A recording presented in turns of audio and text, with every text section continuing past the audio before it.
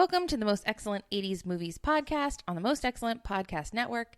It's the podcast where a filmmaker and a comedian go on an epic journey into the 80s movies we love, hate to love, and love to hate. And boy, this journey has it all. Beasts, spider ladies, galloping horses, quicksand, fancy throwing stars, more galloping horses, more quicksand, galloping horses again, and a completely chill Cyclops. Just so chill. Just the calmest Cyclops. And love fire. Yes. And luckily for us, this time around, we get to look back with the Emerald Seer's eyes. The 2018 eyes that you need to really re-examine these movies. This is episode 20, Krull. I'm always worried I'm saying it wrong. It is Krull, a movie selection from 1983. On a distant planet, a great kingdom was ravaged by beings who came from the future to conquer the universe.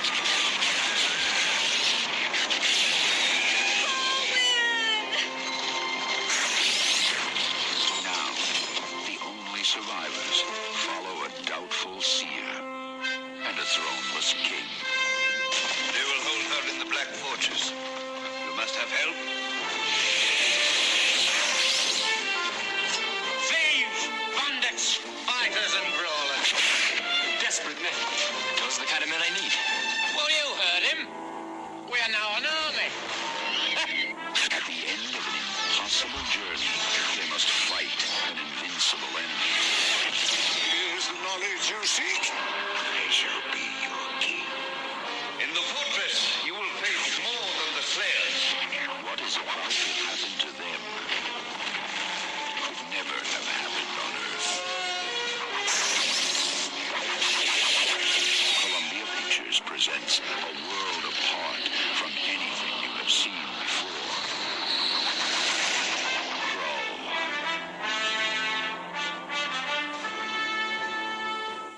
Sometimes you ask yourself, is there really enough to make a movie out of this? And then there's Krull, Then there's Krull. which is like 175% movie. 175. I would argue that it is only 25% movie and 75% galloping horses. I am improviser and comedian Krissy Lenz, director of NCT Phoenix, and with me as always, Filmmaker Nathan Blackwell. Hello, everyone. hello. So yeah, by the time it was like the opening, so full disclosure, 2 beers in at this point. Wow, it took you that long to get through the opening? So it's like the James Horner music where he's aping his own Wrath of Khan soundtrack, and then like seeing Liam Neeson and Robbie Coltrane in the title, and then like the opening crawl. It's like I wrote down the note. I am 100% in. Yay! But you had never seen this before. No, I had. But Oh, you had? Yeah, but it's been 30 years. I see. I remember seeing this in the theater. Lucky you. A young lad. I remember seeing so like our hometown movie theater was like the Christown, the Harkins Christown, but was like this neat. So it was in the Christown Mall, and most of the mall is all first story, but for some reason the movie theater was on a second story. So you go up these escalators, and you can't even really see the movie theater at the first floor, but you go up these escalators, and then suddenly the whole movie theater is there, and it feels like this weird cloud, above the rest of the mall, and you don't even see the rest of the mall. It's just like you're in this now like pocket zone of a movie theater, and I remember seeing this one for sure, and man, there's so much nightmare fuel in this one. Yes, very much so. I have never seen this, and I feel very let down and betrayed by the people in my life that I've never seen this. I don't even think anyone's ever been like, "Oh, you've not seen Krull? You've not seen Krull? You haven't seen Krull, the glaive?" And I'm like, At your cocktail parties? No, I have no context for any of this, and I feel like I missed out on so much. Yeah. So much joy of having this in my life at a young age where it would have been like really sticky and Yeah, the glavening. The glazing. Oh my God. There's so much. I just don't even know where to start. It's insane. So one of the things I had forgotten is that the kind of premise of the world is really like if aliens invaded like a D&D fantasy world. Mm-hmm. You know, because all the good guys, so there's like laser bolts, and so we're still in that kind of wake of everyone wanting to be Star Wars. This came out the same year as Return of the Jedi. Like there were so many like Star Wars imposters, and this is kind of in that same zone. Yeah, it's like what if Game of Thrones met Doctor Who? Yeah, and so the kind of cool thing about it is like all the good guys, they're running around with horses and swords. And these bad guys are like, you know, they're basically like an insidious alien invader. They even talk about other planets and things like that. And like the dudes are probably like, what? And yet they also have horses. Yeah. Well, that's the thing. It's like, And see, it's kind of like, you know, they're forced to use the indigenous ingredients, you know? Okay, that makes sense. They have certain technologies, but I mean, like, where do you really find, like, hover fuel on a planet like this? I mean, if it were made out of anything really you don't could get in a swamp. Right. Like, we You'd don't be really golden. understand their technology needs. But, like, so the basic plot, just to, like, hopefully sum it up in, like, a sentence, is that basically these aliens have invaded this world, and they are bad. Yes. There is one prince and one princess who have never met each other but are inexplicably in love. She gets captured. They haven't Everyone yet gets developed killed. their English accents yet, so they haven't fully come of age. Right. So they're the only two American accented people in the whole movie. In the It's a whole British production. world. Yeah. And So he was American, and they dubbed her over into American as well. yeah, they dubbed her voice over completely for the whole movie. Because I thought it would have more international appeal. If it were British? If they were American. Oh, she was American. Yes. Oh, you're right. But so she gets captured by the quote unquote beast. Right. And the prince is the only one left except for the old one, who isn't even the oldest one in their little party. And he's like, we gotta go on this quest. And so they go on a quest. They meet, you know, the friends they make along the way include Ergo, who is I don't even know. He's like sort of a magician, but he's terrible at it. Right. Like a druid, like a shapeshifter, animal shapeshifter wizard who's not quite good. Yeah, he's like the comic druid relief. in your party that always rolls 5 or less. Yeah. And then they come upon a band of fighters who are all prisoners. That includes both Liam Neeson and Robbie Coltrane. And then there's a seer, and then there's a kid. And a cyclops. Just the chillest, most laid back Cyclops who's just like, oh, hey, I'm a Cyclops. I mean, we all have an image of the Cyclops we'd like to befriend, and this kind of is that archetype. Okay. Could you say this movie created that? That sort of Percy Jackson? No. Okay. But yeah, and then so they just go on the journey and they kill the thing. Mm-hmm. And that's it. It's a road trip. Yeah, it is. It is. It's a road trip movie. This is just like Vacation, which also came out in 1983. But it's the world building did not build the world in any way. It was definitely unique. The mashup of the fantasy and then the sci-fi, because pretty much everything that the dudes, our hero dudes, go through is fantasy. Yes. And then everything with the bad guys is kind of like parasite, alien, weird stuff. Like the interior of their whole castle just vanishes and appears different places for every day. Can I tell you something? Yeah. I did not realize that. I could not figure out why they couldn't find this fucking castle that seemed to be just in the middle of a field. You know what? Now that you say that, it makes sense, because it was in the field and then it was in ice. Yes. And I thought that was meant to convey to me the passage of time. That it was winter now. Oh, okay. So what you're saying makes a lot more sense as to why they Yeah. couldn't find it. I was like, well, they parked it right in the middle of the emptiest field I've ever seen. Mm-hmm. So, like, it's there. Uh-huh. There it is. You should be able to see it from miles around. Okay. What you're saying has cleared up a lot for me. I don't know that I'm glad this podcast in, is helpful to you. I don't think I took in very much of what was happening in this movie. But yeah, the inside of their fortress Is very organic. It's it very looks like teeth almost. yeah. Or bones. Yeah, it's way creepy, and it's not kind of like a fantasy castle of what we would normally see, you know. And yeah, there's just so much. Again, I said like nightmare fuel, especially in like the end of the movie, to where they have to penetrate the base, and there's all these different things. You know, and you get a lot of the stuff like, oh, bad guy shootout in the hallway. Oh, there's a room with spikes, but it's so, you know, disgusting looking or just like, you know, biological or like, you know, like fungusy and dark and can I say slow? yeah. Slow and repetitive. Like, as a filmmaker, why would you, like, one scene is enough.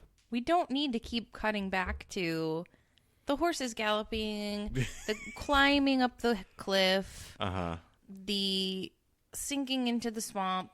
There was a lot of filler in the middle, for sure. The spikes. So when the spikes come out, that is one of the, like, only truly, like, chilly and scaring part, like, because the spikes are moving so slowly that the men they're about to impale have time to, like, look at it. Look at each other. Grab the spike, try to push it away. It's aimed right at their belly. They can't push it away. And it's like, we have to watch this for like agonizing minutes. And then they're impaled, but they're just like kind of looking at each other like, well, I guess we're going to starve to death here. Right. I guess this is the new normal. In a way, it's all of us. They represent all of us right now. But it took so long, and they kept cutting away from it and coming back to it. Yeah, I'll give you that there's some flaws in this movie. One or two. Right. A few things we would change. They could have trimmed out 15 minutes for sure. I think if and they a lot trimmed of- out everything they didn't need, it would only be 15 minutes. I think you could make a 20-minute TV episode of Krull, and it would be great. So Feel free to disagree. it's true though that there's a lot of stuff that really is like a lot of the obstacles that really is not up to the hero to solve. Mm-hmm. You know, back to the quicksand thing. This is one of those movies that, as a young child, perpetuated the myth that quicksand would be a much bigger problem in adulthood than it actually ended up being. Like, there were so many movies that where quicksand was such a huge deal. I mean, quicksand. I know, right? It can literally be anywhere. You can be walking on it. 40 people can walk across it, and then all of a sudden, Yeah. it's had enough. Yeah. Yeah, all of a sudden you're in the bog of sadness. Is that what it's called in Neverending Story? Mm. Where Artax sinks? It's been It's another quicksand scenario. Right. Very Princess Bridey. I wrote down here an anthropological study on the combination of fantasy worlds invaded by space invaders. Mm-hmm. And they have stormtrooper costumes, but inside their heads are squids. Yeah, that escape into the ground, which is awesome. Did you get the impression like they were still alive? They had just escaped? Yeah. That was super creepy, and the designs of the bad guys were pretty darn cool. Like, yeah, they were pretty cool. And even there's a moment where, and I guess this was a practical puppetry effect, where the Emerald Seer, who they have picked up along the way, has been taken away by the changeling. Right. And his face changes, he deflates, and then his empty husk gets sucked into the dirt. Oh yeah, that was so creepy. Terrifying. But one of the things that I find so weird about this movie is that everything has a name and a known quantity. It's like, oh, everyone knows the legend of the changeling and the beast and the glaive and the Emerald Seer and the this place and the that place. No, only one guy knows it. The old one. Uh-huh. He's the only one who knows, and all he does is like roll up over everyone's shoulder and be like, oh yeah, that's the changeling. Everyone knows about the changeling. He found a social niche to fill that he's probably just bullshitting his way through, which is pretty amazing. Is, and he's this little jar of putty that he's like rubbing on everyone's head. Oh, everyone knows the Cyclops. They had this history with the beast, and it's like, old one, why haven't you been passing down your stories? That was kind of your job. But the way that the movie works, each time they either acquire or miss out on acquiring a thing, they're like, well, there's only one other way. This way. We have to go to the web of the old lady. But that will never work because of this. Well, it might work because of that. Here, just hang out here while I do all the work. Don't you think it could have been like almost like a limited Netflix series when we get to the part where we're reimagining it, like where each challenge is an episode? Right. Yeah. Because and then once a different it's so okay, one thing we haven't talked about is the iconic weapon, the glaive. The glaive, which that's the dumbest word. It is. It's an awesome looking weapon. It's kind of a dumb name. It's kind of a dumb weapon though, too. It's like it's a throwing star that you can't Which hold. is awesome, right? Which is tricky to catch, but it's real tricky to catch. It definitely looks like there's some sort of like psychic connection that he's got with it, like he's able to control it. So I imagine you can kind of sync up the catch a little easier, with that. If it knows not to cut off all your fingers. Yeah, which would have been a great sequence. Like someone else picks it up. Oh, that would have been. Why wasn't that in this movie? It's really not in the movie much, probably because. That looks like for this movie, a really expensive effect. Okay, let's talk about expensive. Yeah. The budget of this movie was $47 million. There's a huge amount of sets. In 1983. Which is huge. Huge. Oh, yeah. Yeah, Star Wars was like 11 million. Yeah, no, it was insane. And they just kept spending money, and they spent it on the locations, on the sets. Like, they just kept building sets. And not worrying the sets are about awesome. anything else. Yeah. The sets are amazing. The costumes are also pretty cool, and I think that the effects are, by and large, successful. Yeah. What's missing is that there has to be a story that ties it together to some degree. It's a little 47 million. And I watched this movie with both my kids and my husband, who's also a comedian, Dorian. And he was like looking up facts and being like, this costs $47 million as we're watching it. And I'm like, what did they spend it on? What did they spend it on? The trees, the sets, the quicksand. They like imported 100% authentic quicksand and really killed that guy. And then had to pay a settlement or something.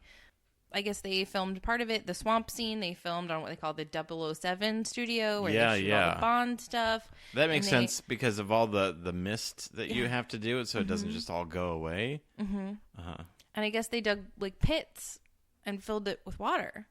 That seems bananas. Yeah, it was a cool set. It was a cool set, but I mean. So yeah, having not really seen the movie in so long, in nearly 3 decades, there's some of those locations and sets I still remember. Having seen the movie, and I'm sure I've seen it since the movie theater, but like on home video and things like that. But I don't think I've ever seen it from beginning to end or any, because it's not. I mean, probably not for 30 years. So there's definitely some sets and moments that are still kind of like burned into my brain. You just can't forget them. No, and one of them is definitely the bog and all that fog and smoke and things like that, and then also just the interior of the castle and how weird and crazy that was. Yeah, the inside of that castle was just. Yeah, so super there's definitely some really strong imagery in the movie. And the spider web. Yeah. But I have to say, like, it's funny. I didn't remember that at all. I had no clue what was happening. Yeah, I didn't remember that sequence at all. I got very confused. So, like, at some point, the old one finds a new only way to solve their problem, which is to go see the spider his widow? Ex-girlfriend. Yeah, his ex-girlfriend who killed his baby. They just skate right over that. Details. Oopsie, I love you anyway. If I didn't love you, how could I still see you as young? Yoink. What? I thought she was the spider. No, the spider is like her jailer. Right. So she's in prison there for being a bad mom. Is that what it was? Maybe. I think she said it was her punishment. I think her growing curse. old was her curse. And like she just all of her lived curses. in there. And like she wanted him to stay back there with her. I don't know. But her name is also Lissa. Right. Which is also the name of the princess. And that's how he convinces her to help them. Well, her name's also Lissa. Oh, is it? Oh, well, in that case. Martha. Yeah. This is the origin story of that. Because she's like, yeah, okay, well, then I'll die. Well, all right. And you can die, but they'll live, and it'll be totes cool. Mm-hmm. Go ahead. So there's a point where we pick up a second Obi-Wan Kenobi. Yeah. The hell do we need a second one for? So they can kill one. Right. The blind dude. Mm-hmm. The blind seer. Mm-hmm. Yeah, let's take a blind guy on a long distance quest. It suddenly slows down the whole thing. Mm-hmm. A blind guy who is arguably 100 years older than the old one, who is maybe 60. Right.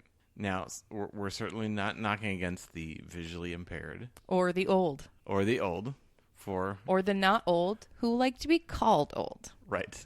There's no wrong way. But we've acquired too many Obi-Wans at this point. And this Obi-Wan has a kid. Yeah. Who, when the old one not the old one, when the seer is revealed to have been replaced by the changeling. Right.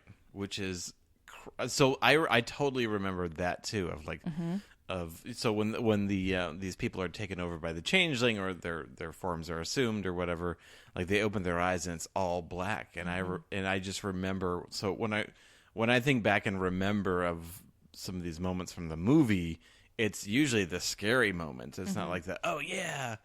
And so it's usually like the old seer, in that fog, misty forest, opening his eyes and it's all black and just freaking out, That's very scary. And they develop these claw hands. Yeah. The fingernails grow really long and they get kind of distorted, and that's gross. Yeah, that's gross. Super gross. So the old man dies in this really gross, what I'm sure is scary. Oh yeah. Scary. And then the kid is like, oh, well, he was my only family. And then Colwyn is like, oh, well, don't worry about it. We're your family now. Go hang out with creepy Uncle Ergo. He's going to turn himself into a puppy. I'd be young to be parented by an 18-year-old. Right? We're your family now. It's fine. Oh, well, okay. No. It's a fine. Hang out with those convicts. Yeah. They'll take care of you. We're cool. We're chill. But the kid is also a seer, I assume, because he then takes on the role of explaining to all of us, as best anyone can, what the hell's happening. Oh, the Cyclops has to stay here because he's seen the time of his dying, and it's here. And if he doesn't stick around to die, he gets to make that choice. But he gets super sad, yeah. It'll be super sad, and then he'll get smooshed. Right. Can I talk? I do want to talk about Cyclops. The main. Oh no, I do want to talk. The Cyclops. The smooshing was amazing. And that was also super scary. They don't shy away from smooshing, slowly and brutally killing. How many people are slowly and brutally killed? 2 minimum in this movie. Yeah. 1, 2, 3, 4, 5. Okay, so 6 that I can remember off the top of my head. Louise. Yeah. I have a selective memory. Yeah, you blocked it all out. The guy gets crushed, and it happens so slowly that you experience the real-time panic of being like, oh, what do we stick your axe in there. No, that's not working. Hang on, Rel, we'll get you. Stick your foot in. No, don't. I revised it. Hey, any more ideas? Nope. No, not that one. Oh, no. Oh, he is squished. Okay. No, I'm not. He's, oh, God. Oh, I'm sorry. Okay, that's 100% squished. Wait, listen. No response. All right, he's squished. I should have stayed with the fire Clydesdales. The other death was better. Yeah, it was. But the main actor, whose name is the American guy, who's just like not quite handsome enough. Like he was really good, and I liked him, and I sort of fell in love with him. He had Chris Pratt abs before Chris Pratt. He did. Like he was very ripped, in a not very 1983 way. No, he was like a male ballerina or a ballerino. I know, we needed to get that shirt off more. But he was like, his actor's reaction to everything was to smile and laugh, which was so inappropriate. Like when Ergo falls from the sky, having narrowly escaped death, and they're all just like, like whenever the seer guy turns into a changeling, he's just always smiling and laughing when he's trying to pull the glaive from the body of the beast. It's a defense mechanism. He feels uncomfortable with his own feelings. It's so insane. He's laughing. Don't we all know someone like that? I don't know what you're implying. But yeah, it's a little. His performance is a little bit. So there's more depth to this movie than we ever realized. Yes. It's about his struggle with being thrust into the emotionally present spotlight. He does also try to cry at one point when he realizes his father's dead, and his lady's been kidnapped. His lady, who he had just met. Well, it's hard to say how many ladies he's met until then. Okay, that's fair. Can we talk a little bit about the wedding ceremony? Oh yeah. So it's like the part of the problem with this movie is how repetitive everything is. They just they show you the same scene over and over, but they also tell you the same words over and over. So the wedding ceremony is like, I take the fire and give it to the water. I take the fire from the water and put it in my hand. In my hand is the fire. The fire in my hand will be given only to the one I choose as my husband. Very well. I will take the fire from your hand, only from the one which I choose to have been my wife. You have to understand how big fire and water were in the 80s. Can you explain it to me? But that's how they win in the end. Yeah. Is that they finish their marriage ceremony, and he takes the fire from her hand, and then becomes a human flamethrower. Right. So I didn't quite dig that part.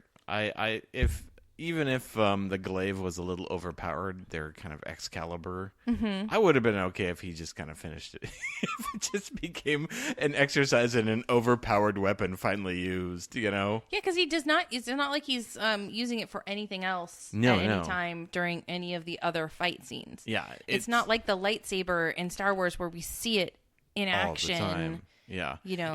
You will know when to use this very expensive visual effect. Yes. That we can't use until the very end. And then, like, let's just spend money on fire flames. Like, just fire. Which, like, couldn't they have just brought torches? So, is it that the fire is their love and he's using up their love every time he shoots flame? He uses his hand as a flamethrower? Because it's kind of like, it's like it's... So can everyone do this, or just like kings? Only people who are recently married. Love. Yeah. Maybe it's only recently married people have. It's a newlywed thing? Yeah. Okay.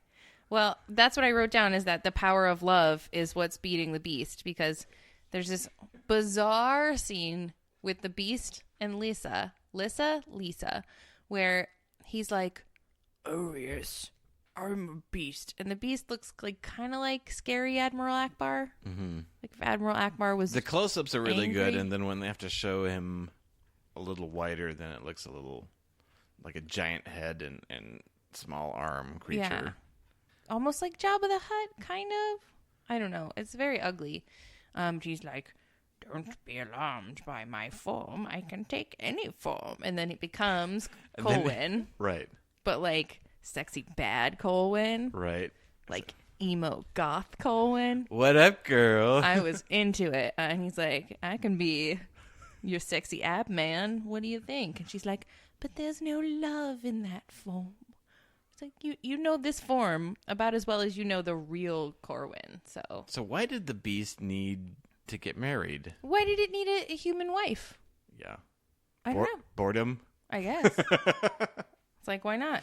So I wrote, there was no love in the beast, so it was the power of love that burned him alive. Versus power. Power versus love. Yeah. And it would have been way more effective. And we only know that because he said that. Yeah. But if they had played Celine Dion's The Power of Love over that scene, the power of love, and the flames are shooting out and the beast is dying. Don't you think? I I did like the way that they when they did start really killing people at the end, like they really gave each death, like they let it land. Yeah, it had a gravity that so there's some great actors in this, some great British actors in it, and they're not really given a ton of development. Nope. They kind of make a meal with what they get, like Liam Neeson and Robbie Coltrane. And when they die, you feel it because the actors are really selling it, and they do, like you said, really let it land. And the actors themselves have like a charm and a charisma that's transcending the fact that they don't have any good dialogue to say, right? And they don't really get that many fun moments. Like Liam Neeson gets some fun moments because he's like, "Oh, I've got a wife tucked away in every village, so let me get my this village wife." And my that village wife, and they will come serve us dinner. So he gets some like cute character development moments. Right. And the main ally guy who gets Inigo Montoya in the end, like he's like, "Oh, how about you become the Dread Pirate Roberts?" But he's like, "You're going to be the captain of the guard." I don't think there are any humans left alive in this planet, right. let alone this guy's kingdom. But like he really has, you get to sort of love him and like him. Like, so I do think that it was successful. In, like, and I've seen him in a ton of other stuff. I'm Yeah. just blanking on his name. I think he was in Patriot Games. And I think he's in The Mummy. Yeah. His name is Alan Armstrong. And been in The Mummy, Van Helsing, Braveheart, of course. Oh, yeah, for sure. Sleepy Hollow, The Saint. A lot of stuff. Usually a bad guy, I think. So I was watching this on Amazon, and they have that X-ray thing where it gives you like IMDb trivia as you go. Oh yeah. And so I love like that. if you pause it, it'll show you which actors are in the scene, and it'll give their names. And what I wish would have happened, because I was watching it when Liam Neeson died, is that as soon as he died, there was like a red X on his name. I think that's a great. That would have been even more interactive. That would have been super. That would be super fun for horror movies. Yeah, You can just keep track of who's left. Yeah, I mean, so much. So I just so had much. I just had like a brain connection. Like so, the good guy, the one outfits I felt like didn't fit into the world were like the royal guards, and they had like these red kind of like weird helmets and giant muscly body armor and like these white capes. Were those the same, like, did they have those exact same costumes in Pee-wee's Big Adventure? When running around the back lot? Yeah, and asking for directions, were those literally the same outfits? Probably. That's amazing. Probably. Wow. It was like they still had them lying around from Krull. This wasn't a Warner Brothers movie, though. Nope, they shot this at Pinewood Studios. Right. I also think Krull is not a good name for this movie. Yeah. It's not. Because, like, at no point are they ever like, we have to fight for our world. We have to fight for Krull. Like, Who's Krull?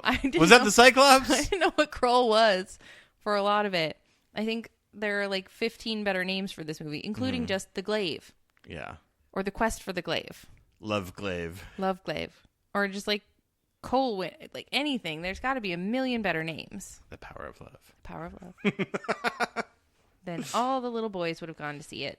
All right. So, did you catch the Glaive in Ready Player One?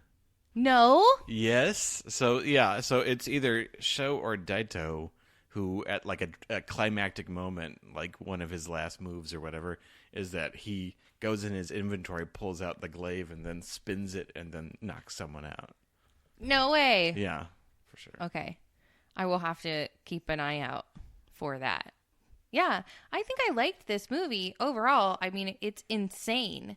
There's so much we haven't even talked about. We barely scratched the surface with the Cyclops. I know. We barely scratched the surface with anyone. And his blinking eye is a little chintzy, but a little kind of works. And like the actor, he's got a good voice. Like I trusted him. He had a good voice, but it didn't work for me. Like I'd let him babysit my kids. Yeah, the fact that the face didn't move at all, and he was just like so chill. He was just like, "Oh, well, here's what I'm gonna do. You guys can do what you want to do." What a great guy. He got squished. Yeah. And oh man. Ergo, I thought was mostly successful as a comic relief. Yeah, I remember really liking him as a kid, Mm-hmm. especially that he turned into other animals like the tiger. Especially, I like tigers, and I thought he was funny. That was pretty. Then, impressive. I don't know if it's quite held up. Yeah. It's really kind of like a more of a pathetic, sad sack, A boisterous comic relief, underachiever. Yeah, Yeah. but well played. Yeah. Oh, yeah. Definitely well played. It just all the stuff that's insane in this movie is all in the editing. Like their decision to keep showing him climbing up the mountain when we get it. He's climbing up the mountain. Yeah, it was a. We get it. We don't even. Oh man, There was so an much. avalanche that was like 12 rocks. It was just yeah. like one production assistant throwing the only 12 rocks they had at him. Right. If That's you his hit the camera, heroin you pay journey. for it. And all he has to do is reach down for it. Like So, you said, like, it's like Excalibur, but it's just under some murky water, and he just reaches in and It's like grabs freaking lava. How does he know it's not lava? Is it not hot in there? So he's assuming it looks like lava. So like the quest to get the glaive, It is bursts into you, flame. You climb a really tough mountain it. climb. I mean, it didn't look that tough. I couldn't do it, but I think you could. I okay. think So given let's enough let's time. assume that I get that far. Yeah, At the lava point, I'm going nah. it's lava. Yeah, because Maybe you at least get a stick. That's like molten lava. Yeah. Poke it with a stick. See And what he's smiling at it, and then he dunks his hand in. I think he laughs That could at have it. been, that could have turned out poorly for him. He laughs at the avalanche. Ha ha ha ha ha. See, that would have been the time to have a buddy slap him on the back. Go for it, dude. Yeah, stick your hand in there. Uh-huh. And his hand bursts into flame, Yeah, but he has no reaction to it. it's the power of love. I think he's smiling the whole time. And then he's like, I got this thing. And they're like, great. We're going to use it at just the very end. Don't use it. You'll know when to use it when there's a door you can't open. But don't, we're not going to reference it again. We got to do You will 6 know when other the time things. is right. Yes. He really should have used that maybe a bit sooner when all yeah. his friends were getting gunned down. Probably. Yeah. When they were all just dying. Although he didn't know that they were slowly getting impaled. Right. Well, no, before that, when they're trying to climb up get into the fortress, yeah, and yeah. everyone's kind of pinned down. And you've got a boomerang. Save it, private. Yeah, yeah. To be fair, though, I mean, he didn't know it was going to come back to you at that point. Like he could have just thrown it at them. It's like, well, there goes that. All the more reason for him to practice with it, Luke Skywalker style. Right, in a forest. Yeah, with like the Cyclops and the old one being like, no, you have to harness the power of glaive. You have to glaivening. Glaivenace. You get an A in glaive. You're a glaivologist. Oh, and then the ending is like a boss. It's like a video game boss fight. Like the boss yeah. shoots and he blocks, and he shoots and the boss blocks, and they're fighting like an energy battle. Yep, it looks exactly like a boss fight from an 80s movie. Yeah. Yeah, where you From like wait 80s art Atari game. Yep. And I guess they planned an Atari game, and the movie did so poorly, it only made $16 million in its opening weekend that they were like, oh, never mind. Don't pull the game. But yeah, you could just see the beast like shooting some 8-bit round white ball out of its mouth, and all you have to do is dodge. Uh-huh. Then you get to throw the glaive. Uh-huh. Oh, he deflected it. It comes back. Yep, and then he shoots another white thing. Yeah, that's exactly what it was. But then I also thought it was weird. Like he goes over, so he throws the glaive. He kills the beast. Mm-hmm. He realizes he can't get it back with his mind bullets. Right. So he walks over, puts his hand on it. The beast opens his eyes and looks at him. And then he's like, oh shit, run! Just fucking run! Just run! The most realistic part of the movie. No, I need my thing. No, forget the thing. Fuck the thing. We don't need the thing. I only used it once. It's Run! It's fine, you keep it. And then they run away. I'm going to praise this movie's realism. Yes. So I think I would give it 4 glaives. I'm going to give it 6 glaives because there are a lot of really awesome moments, especially if you're like falling asleep during some of the movies and you wake up. It's like, oh shit, that's. I did fall asleep during a lot of the movie. We'll see. I had to watch it twice. Yeah, I think there's a lot of choice moments. The whole experience is kind of perfect for coming in and out of the room. But yeah, it's but it can't quite get over the 6.5 I think you're right. mark for me. I'm on board with you giving it a 6, and I'm on board with me giving it a 4. Because I agree with you that there are a lot of fun moments, and there's a lot of fun stuff that I am glad to now have in my heart and my mind. Like the sets and the costumes. And and just the names of all those things. And I do 100% think that because this stuck me at the prime sticky point, that I'm biased in that regard. Absolutely. Yeah, like there's plenty of movies that would maybe be in the same zone, probably not as culturally sticky, like Beastmaster or like Fire and Ice. I haven't seen either of those. Can't believe I haven't seen Beastmaster. I really can't believe I haven't seen Beastmaster. I'm sure I've seen parts of it, and then as soon as I watch it, I was like, oh yeah, I chose to forget this. Right. But this like literally hit me at the prime sticky point, and there's definitely some nostalgia going on. Oh, for sure. And I watching it was like, oh yeah. I would have loved this and wanted more. Yeah, and it's weird because there's so many moments that I remember which were actually scary, unpleasant moments that just, again, like the nightmare fuel we speak of, like there's so many movies for kids were really scary. In the 80s? Yeah. Yes, quite a bit. So Like, we didn't even talk about the woman who tries to tempt him sexually. And this movie reminded me of The Last Starfighter, to where it's a fantasy, but there's these really creepy moments in there, and it's meant for kids, and that was okay because that's what a kids movie could be then. Yes, it could really scar you for a long time, like Pee-wee and Large Marge. Oh yeah, absolutely. Like it's for so many people, it's like this monument of fear, and it's it's like a minute, it's a 90-second scene. And you'll never forget it. Yeah. It's like burned into your bones. Oh yeah, 100%. Yeah. So did I tell you? So I realized, this is with the help from my brother Logan, that I had seen Pee-wee's Big Adventure, Rambo, and Nightmare on Elm Street all on the same sleepover. Yep. All three of them. And then you were never the same. No. I came out the other side. And that's what made you who you are, though. Right. That was like the weekend that formed the you. I have seen so much. It was like your vision quest. I came out as the old man. The young-looking old man. Old one. You're now 11. Yeah. Tell us. Gripping the shoulder of another young kid. I have seen so much. Oh, my God. Yeah. But yeah, like for me, like it was just too slow. If somebody cut this down to highlights... Oh, yeah, well, like there's an amazing 90-minute version of this movie. Oh, 100%. Yeah. Yeah, and it would be really easy to do. The cuts would be so obvious and so easy. It would be one of those movies that you could play like a midnight screening and people would show up and it would be like a blast. You know, it would, like, if you wanted to make up signature cocktails, it would be so easy. If you wanted to give out little props to people, it would be so easy. Like, it's all right there, and you would have fun. But there would be those moments when you're sitting in the theater, and you're just like, "Oh, right, this part." And like, let's go get a drink, or let's go to the bathroom. It kind of reminded me also of like Clash of the Titans. Some of the visual effects, especially the spider sequence, like the the stop animation effects.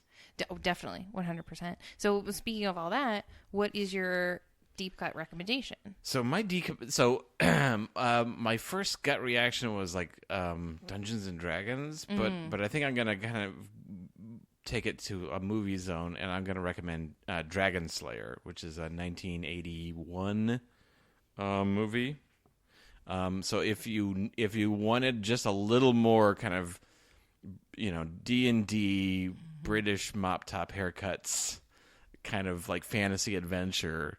And there's some pretty great effects in that movie, especially for the time. I'm going to recommend Dragon Slayer.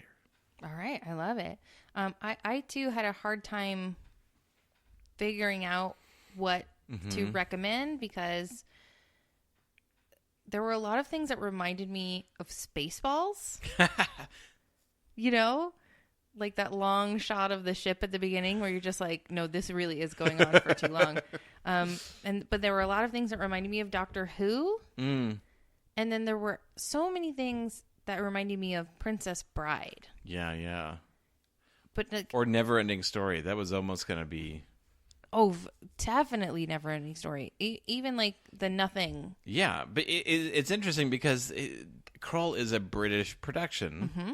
And so it's just a little off from what you're used to, Mm-hmm. kind of like The Never Ending Story, which I think was German, or like a co-German production, like the director was German. That would make sense. Yeah, so it's just a little off, like it's not hitting all the kind of like fantasy touchstones that we have. It's a slightly different, familiar, nearby, but different culture. Yeah.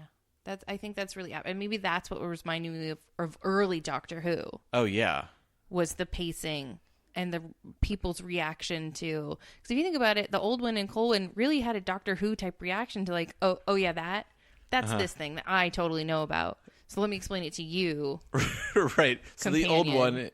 the old one is Doctor Who. Is the Doctor, yeah, definitely. I still don't want to recommend that. I want to recommend Gallivant. Gallivant. Oh yeah. Which is a short-lived, it only went 2 seasons TV show that I think was on ABC, and it was a medieval type quest, fantasy type quest, some magic, not tons of magic, but some magic, and it was basically the quest of the hero Gallivant to save his lady love, and then when he fails at that, to get over his loss and save something else.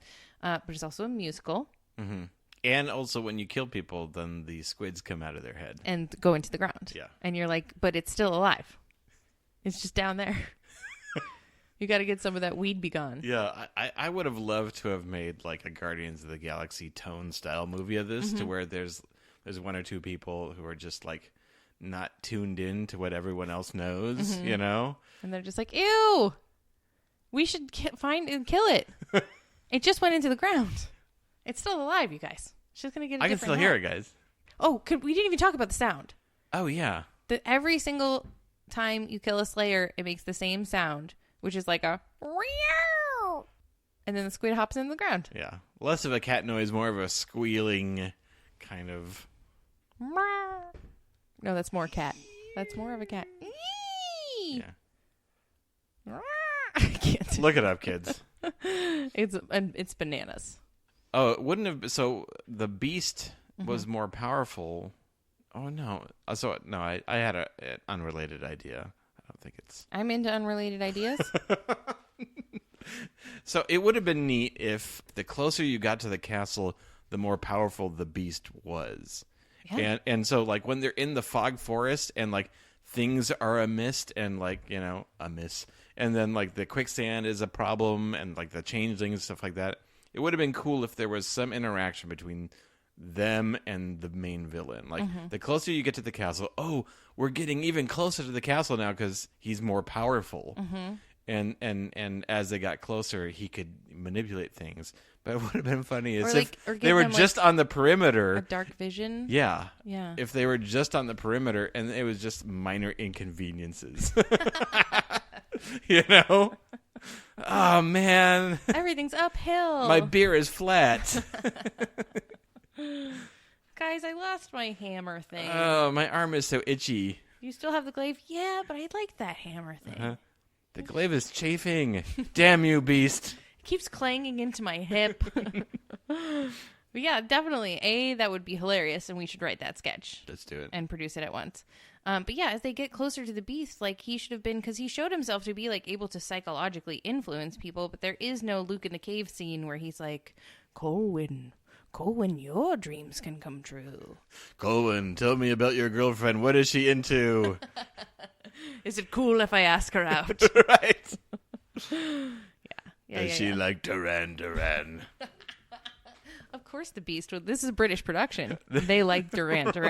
That would have been great if he just intruded his mind to ask what the girl likes. Or is she a vegetarian? She looks like she might be vegan. She won't talk to me. I think there's a lot of opportunity for comedy in this movie that was not. Oh yeah, not absolutely. taken advantage of. When the guy who's dying in the quicksand, who we've never seen in the movie before, Nope. and he's like, "No, come to me, no, reach out to me." What was his name? Which guy was this? Kurgan, no! He's And gone. thinking, I'm not Kirk Nuts. and I'm Kirkwin. Kirkwin. Oh shit! Sorry, Kirkwin. Well, and then they get it over really quickly, and then they realize that he was cooking all the meals. It's like there's so many dispensable guys who just die so quickly in this movie. This is like, we've enlisted a band of 12 people, but they're always out of focus behind the main people. They should have red doublets. Yeah, it would have been great as if they lost one of those people that we literally never saw before, and it's like, no, it's you, and you've died, and felt the ripples of his death because he was the only cook among them, and they had to eat crap for the rest of the quest. Oh, Kerwin, we miss you. I miss that guy. I didn't really notice him. Oh, I think we were missing too. Just one round of the campfire scene. We really get to know them in like a down moment. Yeah. Oh, I don't know. And why is this so important to you? Why is it so important to me? And he like gives us just a little bit, and they're like, "Oh, I had a dream once, and it was this," or here's why I'm a criminal. Well, I guess maybe that the closest they got to that version was Liam Neeson talking about all his wives. Yeah, but in that they could have even done it in that moment. Mm-hmm. And I think the guy had already died in the marsh by that point. Yeah, we really didn't get to know a lot of these dudes on the quest until it's like when Robbie Coltrane dies. That's like 20% of his screen time, literally his death scene. Yeah, and he has a mustache, which is really a questionable choice. But when he dies, he's like, I thought this journey was foolish, and now I see that it's just. Finish it for me. And it's like, it's not about you, dude. I'm finishing it for me. We're kind of all. Oh, sure. doing Now this that you don't have to for do me. any of the work. Oh, shit. I dropped it again. Finish it for you? Like, nobody remembers your name. Just chill out, Hagrid. Your time will come. Like, right. get over yourself. It's not about you. Not everything is about you. Okay, so coming up next, we're gonna take a sharp left turn on Krull, and we are gonna watch 3 Men and a Baby. It just seemed natural. And I'm so excited. Uh-huh. I'm really looking forward to it. I loved that movie when I was a kid. Yeah. I feel like I know it well, and I also am really excited to find all the problematic aspects that I completely missed, like, as a young person. Just be like, oh, no, this movie is terrible. I can't wait. I can't wait either. And then hopefully this will lead to some kind of Tom Selleck double feature. Tom Selleck, maybe Ted Danson, maybe we get some Gutenberg. I don't know. That's crazy. Like action. Short Circuit? Oh, my God, yes. Yeah. Craig demanded to be in Short Circuit if we ever do it. Very well. I think we'll do Spokes, and we'll do a Tom Selleck. I'm pretty sure Ted that's got some Danson. pretty offensive Indian stereotypes in it. Oh, yes, it does. By people who are not Indian. There are a lot of problems with Short Circuit. I did try to show it to my kids, and then It's a little offensive to robots, honestly. It is. It is. So do you have anything to plug or? No, not really. Just You did win an award.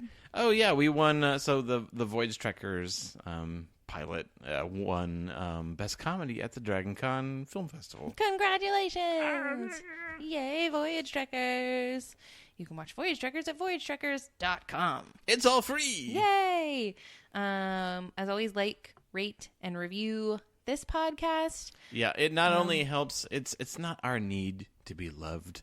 It's that people will find the podcast the more it's rated. So, but also we do need and to then be. we and then we also need, we would like to be loved, but also if only for the fire. Yes. So that we can shoot those flames and take that beast down. Do you want the beast to win? We all have a metaphorical beast in our lives. Yeah, and if you want it to win, do nothing. If you don't want it to win, sometimes it's family members. Like, rate, and review this podcast. Thanks, everyone. Thank you for listening. And while you're out there in the world being most excellent, do keep the Most Excellent Podcast Network motto in mind. Be excellent to each other and give your fire to the water. And then may my water be on your fire. And my fire comes from my hand and only goes to the hand of the person I choose to podcast with. But then your hand is in water. And then perhaps more fire. the fire I will give to the water fire of the fire water. Your water is on fire. Fire. Water. Water fire.